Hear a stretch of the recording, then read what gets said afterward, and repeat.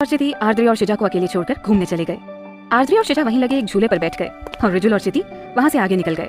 घूमते घूमते दोनों थोड़ा सा आगे गए। चिति आगे आगे चल रही थी। रिजुल ने उसका हाथ पकड़कर उसे अपनी ओर खींच लिया और उसकी कमर में हाथ डालकर अपने करीब करते हुए बोला, अब मैं अपना बदला पूरा करूंगा, वो भी सूद समेत। चिति हैरानी से उसे देखने लगी और खुद को उसकी पकड़ से छुड़ाने लगी और बोली, रिजुल प्लीज छोड़ो ना मुझे, अरे कोई देख लेगा। अरे अभी वो इतना ही बोल पाई थी कि रिजुल ने उसका मुंह अपने होठों से बंद कर दिया। चिति की आंखें बंद हो गई और रिजुल की टी शर्ट पर उसकी पकड़ मजबूत हो गई। दोनों ही थोड़ी देर तक इस एहसास में डूबे रहे। अभी पता नहीं कितनी देर तक वो दोनों ऐसे ही रहते अगर किसी की आवाज उनके कानों पर नहीं पड़ती। ओ लैला मजनू, जो भी करना है घर जाकर करो, यहाँ खुलेआम क्यों कुंवारों के जले पर नमक छिड़क रहे हो? रिजुल खींचते हुए बोला, जब हमें कोई परेशानी नहीं है तो तुम्हारे पेट में क्यों दर्द हो रहा है? देखना जरूरी है क्या? आंखें बंद कर लो अपनी। और वैसे भी मैं जो भी कर रहा हूँ ना, अपनी वाइफ के साथ कर रहा हूँ, कोई पड़ोसी की बीवी के साथ तो कर नहीं रहा। मैं अपनी वाइफ के साथ कहीं भी कुछ भी करूँ तो तुम क्यों फटे में अपनी टांग अड़ा रहे हो, बेशर्म कहीं के। चिति उसे चुप कराते हुए बोली, रेस चलो यहाँ से। रिजुल ने उसकी बात पर कोई ध्यान नहीं दिया और उस आदमी की तरफ घूर कर देखा और चिति को पकड़कर फिर से उसके होंठ बंद कर दिए। ये देखकर वो आदमी अपना सिर पीठ बड़बड़ाता हुआ वहां से चला गया। थोड़ी देर बाद रिजुल ने उसे छोड़ा। चिति की शर्म से नजरें ही नहीं उठ रही थी। रिजुल ने उसे ऐसे शर्माते हुए देखा तो बोला, अब तुम आदत डाल लो और ये शर्माना बंद करो। चिति उससे बोली, ये आपका अमेरिका नहीं है, ये इंडिया है। So what? जहाँ रिजुल है वहाँ सब कुछ पॉसिबल है।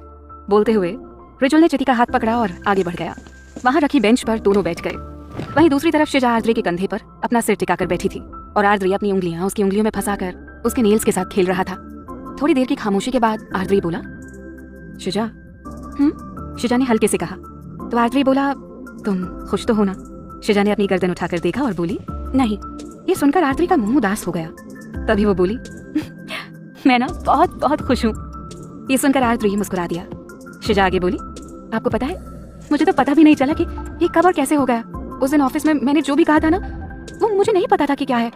मुझे लगा आप जादू करते हो, इसलिए वैसा बोल दिया। फिर तुम्हें पता कैसे चला? आरद्री ने उससे पूछा तो शिजा बोली, वो भाई से पूछा था कि भाग से कैसे मिले एंड ऑल। तब भाई ने बताया और उन्होंने जो भी बताया था वो सब मैं आपके लिए महसूस करती थी। बस तब मुझे पता चल गया। और फिर जब सगाई वाले दिन वो छिपकली आपसे बातें कर रही थी ना, तब मुझे बहुत गुस्सा आ रहा था। अच्छा? आरद्री ने उससे मुस्कुराते हुए पूछा तो शिजा बोली, बहुत ज्यादा गुस्सा आ रहा था उस छिपकली पर और आप पर भी। फिर पता है मैंने क्या किया? क्या किया? क्या किया? आरद्री ने हैरानी से पूछा तो शिजा ने अपना सिर पीट लिया और बोली, ओहो मैं भी ना। आपको कैसे पता होगा कि मैंने क्या किया? मैंने ना उस छिपकली को जमाल घोटा पिला दिया पानी में डालकर। व्हाट? आरद्री ने चौंक कर उससे पूछा तो शिजा बोली, हाँ, और उस छिपकला को भी। छिपकला? आरद्री ने हैरानी से उससे पूछा तो वो बोली, हाँ, उस छिपकला को भी। फिर उसने आरद्री को सारी बात बता दी। आरद्री हैरानी से बोला, अरे लेकिन क्यों?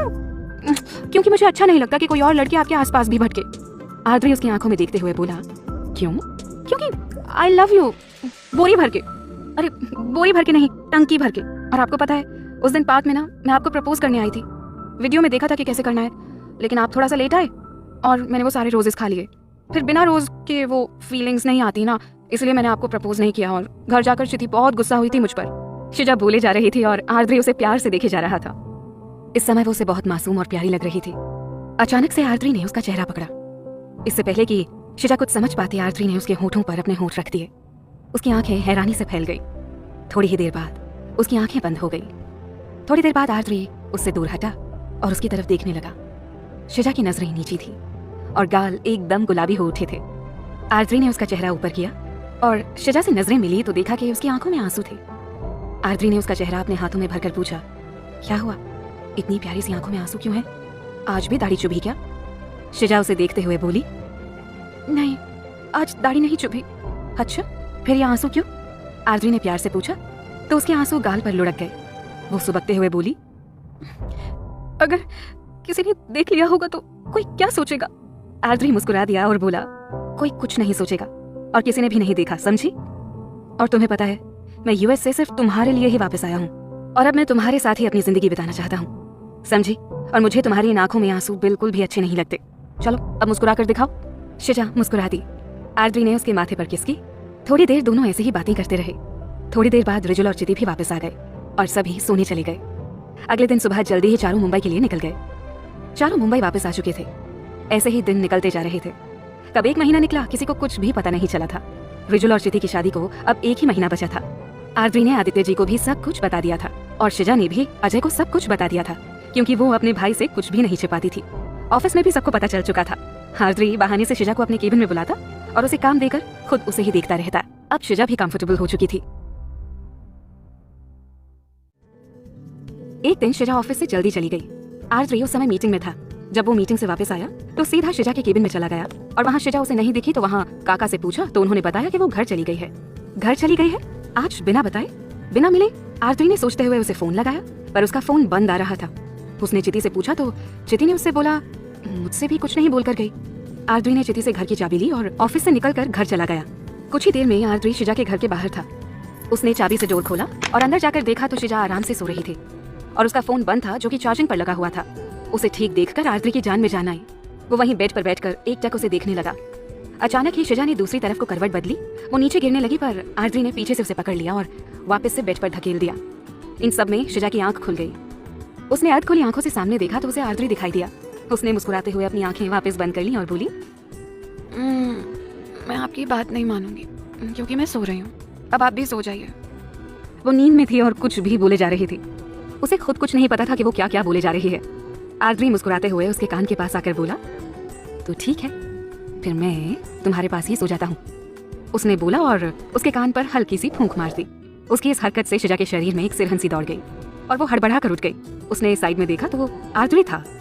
उसने साइड में आर्द्री को देखा तो हैरान होकर उसे देखती रह गई और बोली आप सच में? आर्द्री उसे वापस लिटाते हुए बोला नहीं, मेरा भूत है, और खुद भी उसकी बगल में लेट गया। शिजा उसके हाथ को हटाते हुए बोली अरे ये क्या कर रहे हो यार, हटिए और छोड़िए मुझे। आर्द्री उसे जकड़ते हुए बोला नहीं, अभी तो तुमने बोला कि सो जाओ, अब मैं सो रहा हूँ, मुझे सोने दो, तुम भी सो जाओ। कहते हुए उसने अपनी आंखें बंद कर ली। शिजा का मुंह हैरानी से खुल गया और बोली हाँ मुझे नहीं सोना, मेरी नींद पूरी हो गई है, आप मुझे छोड़ो, आपको सोना है तो आप सो जाओ, पर मुझे जाने दो। आर्द्री हंस दिया और बंद आंखों से ही बोला क्या यार, अब मैं तो तुम्हें जाने नहीं दूंगा, चाहे तुम कुछ भी कर लो। शिजा ने रोने जैसा मुंह बना लिया और आंसू निकाल दिए। आर्द्री ने आंखें खोली और उसकी आंखों में आंसू देखकर आर्द्री ने जल्दी से छोड़ दिया और बोला क्या यार, तुम्हारी आंखों में क्या नल फिट है जो जब देखो निकलते रहते हैं आंसू? शिजा जल्दी से उठकर खड़ी हो गई और बोली रो कौन रहा है, मैं क्यों रोऊंगी, रोए मेरे दुश्मन भी नहीं। आर्द्री हैरानी से बोला तो ये क्या था जो अभी तुमने बहाए? शिजा ने हंसते हुए एक छोटी सी शीशी दिखाई और बोली ग्लिसरीन, जब आपने अपनी आंखें बंद की थी ना तब इसे मैंने अपनी आंखों में डाल लिया था। शिजा ने बोला और खिलखिलाकर हंस दी और वहां से भाग गई।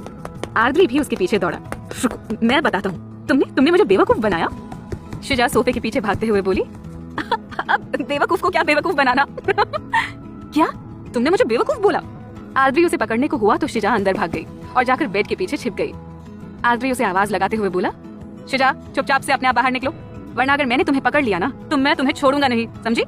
शिजा कुछ भी नहीं बोली। आर्द्री ने एक दो बार और बोला पर वो कुछ नहीं बोली।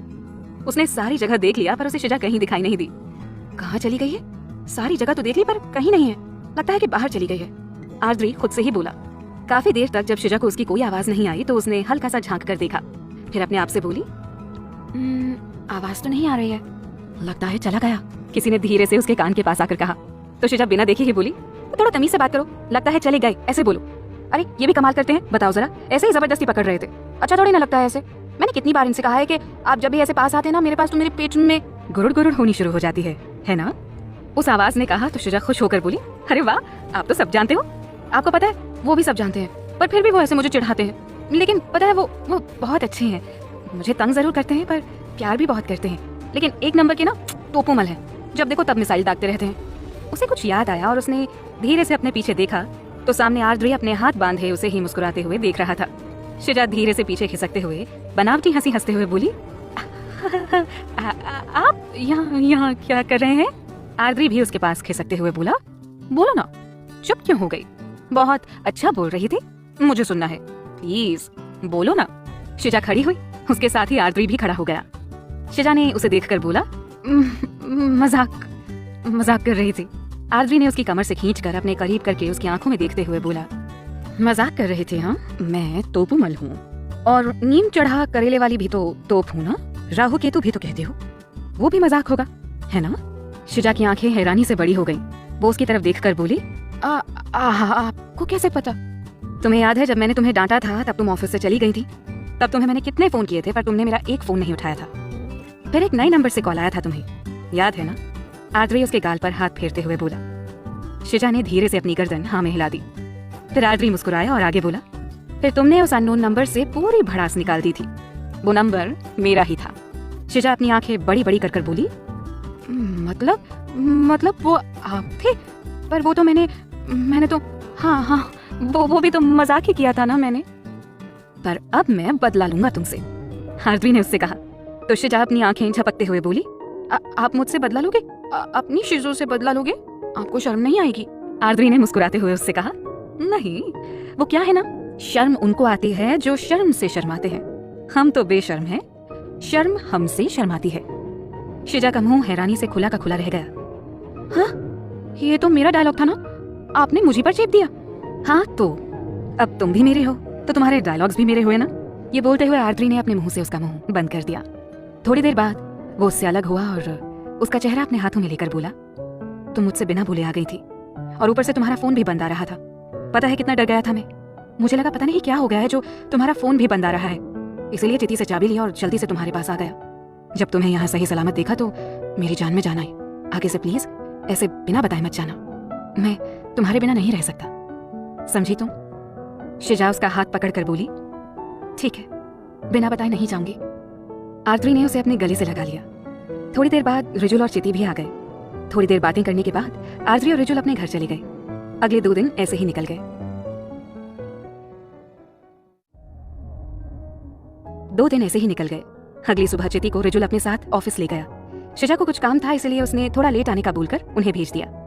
आर्द्री ने जब उन दोनों को अकेले देखा तो चिति से पूछा, मेरी तोती को कहाँ छोड़ आए? चिति मुस्कुराते हुए बोली, वो थोड़ी देर में आएगी, उसे कुछ काम था इसलिए वो हमारे साथ नहीं आई।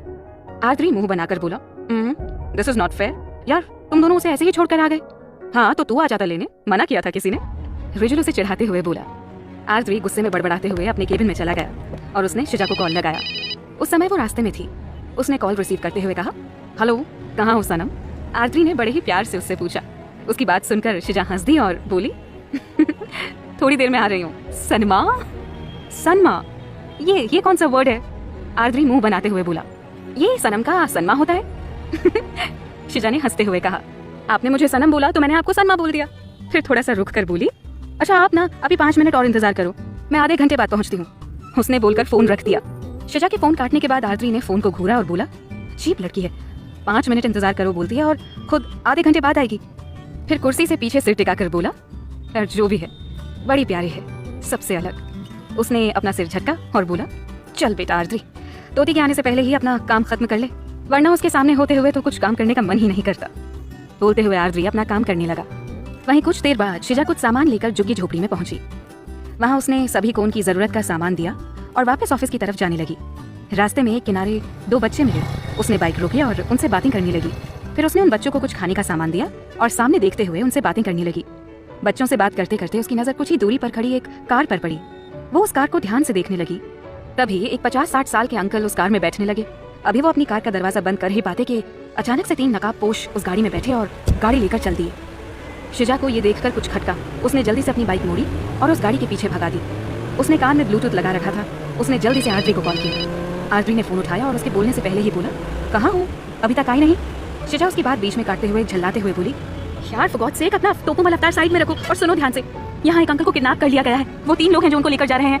क्या? और तुम कहाँ हो? और तुम्हें? आर्द्री एकदम से बोला। शिजा उसकी बात काटते हुए बोली, यार पहले सुन तो लो, मिसाइलें पहले ही छोड़ने लग जाते हो। मैं उनके पीछे जा रही हूँ उन्हें बचाने के लिए और मेरे फोन का जीपीएस एक्टिव है। आप लोकेशन ट्रेस करिए और जितनी जल्दी हो सके पुलिस को लेकर वहाँ पहुंचिए, ठीक है? क्या तुम वहाँ नहीं जाओगी? वहाँ खतरा हो सकता है शिजा। आर्द्री चिंतित होते हुए बोला, हे और शिजा को खतरों से खेलने का शौक है। शिजा बेफिक्री से बोली। तो आर्द्री गुस्सा होते हुए बोला, शिजा ये मजाक का समय नहीं है। तुमसे मैंने मना कर दिया ना कि तुम वहाँ नहीं जाओगी, मतलब नहीं जाओगी। तुम अभी और इसी समय वापस आ रही हो, गॉट इट? नो वे! शिजा लगभग चिल्लाते हुए बोली। उन अंकल को मेरी जरूरत है और शिजा मदद करने के लिए कभी भी पीछे नहीं हटती। और वैसे भी मैंने पहली बार किडनैपिंग देखी है यार, और पता है मेरी दिली तमन्ना थी कि मैं किसी को किडनैपर से बचाऊं। तो आज ये मौका मुझे मिल रहा है, तो इसे तो मैं अपने हाथ से नहीं जाने दूंगी। और वैसे भी मुझे तो बड़ा मजा आ रहा है। वाह, सोचकर पेट में ही गुदगुदी हो रही है। शिजा एक्साइटेड होती हुई बोली। उसकी बात सुनकर आर्द्री गुस्से में बोला, शिजा ओहो यार, अभी गोले दागने बंद करो, मुझे मेरा काम करने दो और आपको जो बोला है ना बस उतना करो जल्दी। मेरे पास इस समय बिल्कुल भी समय नहीं है। अभी मेरा ध्यान उन छछूंदरों पर है। अब जल्दी से पुलिस को लेकर आप सनम के पास आ जाओ। सनमा! शिजा ने उसका जवाब सुने बिना ही फोन काट दिया। इधर आर्द्री गुस्से में बड़बड़ाते हुए कमिश्नर को फोन लगाते हुए जल्दी से ऑफिस से निकला और कमिश्नर के घर जाकर उन्हें सारी बात बताई। आदित्य जी को सभी अच्छे से जानते थे तो उन्हें कोई परेशानी भी नहीं हुई। उन्होंने शिजा का नंबर ट्रेसिंग पर डाला और अपनी आगे की रणनीति बनाने लगे। उनकी नज़र शिजा के नंबर पर ही थी। करीब घंटे भर के बाद शिजा का नंबर मुंबई से बाहर एक घने जंगल के पास रुक गया।